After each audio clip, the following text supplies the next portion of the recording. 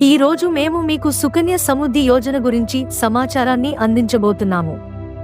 ఈ పొదుపు పథకం కింద పోస్టాఫీసుల్లో లేదా బ్యాంకుల్లో బాలికల ఖాతాలు తెరవబడతాయి.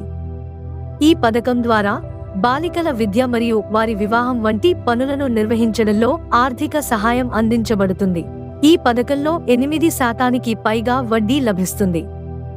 ఈ రోజు మేము ఈ పథకం గురించి మీకు చాలా సమాచారాన్ని అందించబోతున్నాము. విశేషమేమిటంటే సుకన్య సమృద్ధి యోజనలో మినిమం బ్యాలెన్స్ మెయింటైన్ చేయడం అవసరం. ఇందుకు సంబంధించి ప్రభుత్వం నిబంధనలు రూపొందించింది. దీనికోసం మన ఛానల్లో ఒక వీడియో ఉంది, అది చూస్తే పూర్తి వివరాలు మీకు లభిస్తాయి. ఈ పథకం కింద ప్రతి సంవత్సరం ఖాతాలో కనీసం రూ. 250 పెట్టుబడి పెట్టాలి. ఇందులో మీరు చేయగలిగే గరిష్ట పెట్టుబడి రూపాయలు 1.5 లక్షలు.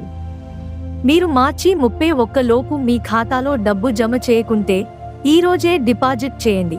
ఖాతాలో కనీస నిల్వ లేకపోతే జరిమానా విధించబడవచ్చు మరియు మీ ఖాతాను కూడా మూసివేయవచ్చు.